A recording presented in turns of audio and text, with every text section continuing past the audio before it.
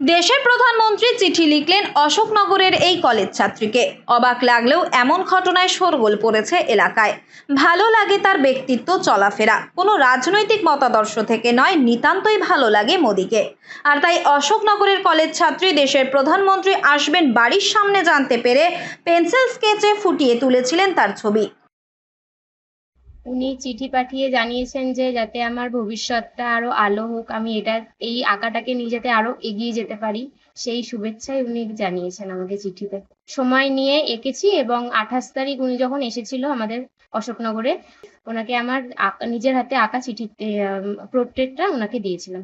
উনি যে ওনার সময় ব্যয় করে এত ছোট একটা ছবির জন্য মানে আমাকে চিঠি পাঠিয়েছেন, তার জন্য ওনাকে ধন্যবাদ।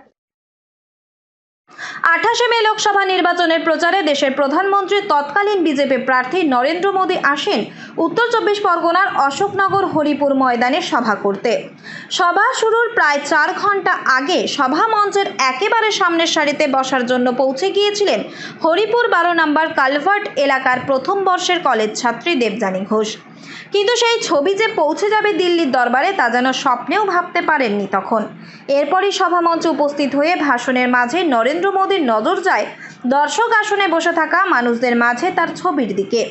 নিরাপত্তার দায়িত্বে থাকা এসপিজির আধিকারিককে নির্দেশ দেন ছবিগুলি নিয়ে আসার জন্য। প্রধানমন্ত্রী সভামঞ্চে দাঁড়িয়েই জানিয়েছিলেন ছবির পিছনের নাম ঠিকানা লিখে দিতে, যাতে এই ছাত্রীদের চিঠি পাঠাতে পারেন তিনি। সেই ঘটনার প্রায় 3 মাস পর বাড়িতে এসে পৌঁছলো প্রধানমন্ত্রীর চিঠি, যা দেখে রীতিমতো অবাক পরিবারের সকলে। কোটি কোটি মানুষের মাঝে সাধারণ এই ছাত্রীকে প্রধানমন্ত্রীর মতো প্রশাসনিক প্রধান এভাবে মনে রেখে চিঠি পাঠানোয় যেন আপ্লুত গোটা ঘোষ পরিবার। ছাত্রীর বাবা দেবাশিস ঘোষ জানালেন যত্ন করে রেখে দেবেন এই স্মৃতি। দেশের প্রধানমন্ত্রী, এটা কিন্তু রাজনৈতিক বিষয় না, তিনি একটা আমার মেয়েকে যেরকম সম্বর্ধনা করেছে, এটা আমি গর্বিত এবং আনন্দিত।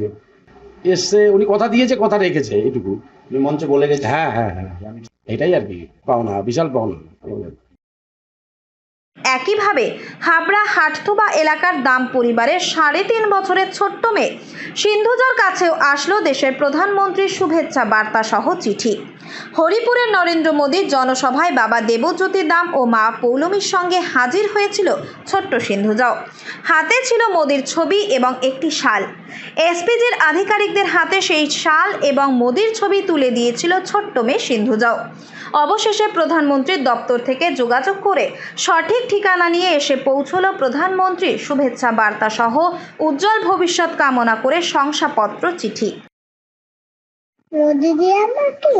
মোদিজি আমায় চিঠি দিয়েছে অনেকটা। মোদিজি অনেক ভালো, আমাকে মনে রেখেছে, আমার ছবি পছন্দ হয়েছে তাই চিঠি পাঠিয়েছে।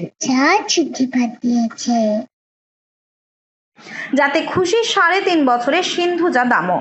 তার বাবা মাও জানালেন মোদিজি যে এভাবে এত ব্যস্ততার মাঝেও মনে রেখে ছোট্ট মেয়েকে চিঠি লিখবেন তা যেন স্বপ্নেও ভাবতে পারেননি তারা। তাই প্রধানমন্ত্রীকেও এদিন ধন্যবাদ জানালো দাম পরিবার। আমরা হরিপুরে মোদিজির যে সভাটি হয়েছিল সেখানে আমরা যাই, আর আমার মেয়ে মোদিজিকে একটা ছবি উপহার দেন, আর উনি সেটা অনেক দূর থেকে দেখতে পেয়েছিল বক্তব্য রাখতে রাখতে।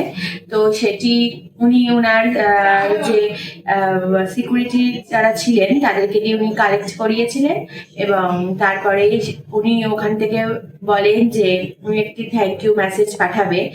তো সেই মেসেজটা খুব শিগগিরই আমাদের কাছে আসবে, এবং সেটার জন্যই এই রিসেন্টলি আমাদের কাছে একটি চিঠি আসে প্রধানমন্ত্রীর দপ্তর থেকে, এবং সেই চিঠিটা পেয়ে আমরা খুব খুশি, খুব আনন্দিত আমরা সকলে। তো আমরা মোদিজির একটা ছবি নিয়ে মোদিজির সাথে দেখা করতে যাই।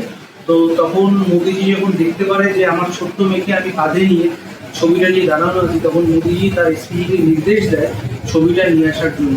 তার বক্তব্যের মাঝখানে তিনি বলেন আর বলেন যে ছবির পিছনে নাম আর অ্যাড্রেস লিখে দিতে। সেরকমভাবে আমরা নাম আর অ্যাড্রেসটা লিখে দিই।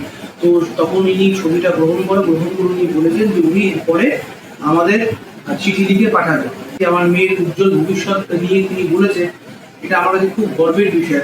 এলাকার মানুষজন এখন প্রধানমন্ত্রীর পাঠানো এই চিঠি দেখতে আসছেন তাদের বাড়িতে। উত্তর 24 পরগনা থেকে রুদ্রনারায়ণ রায়, লোকাল 18 বাংলা।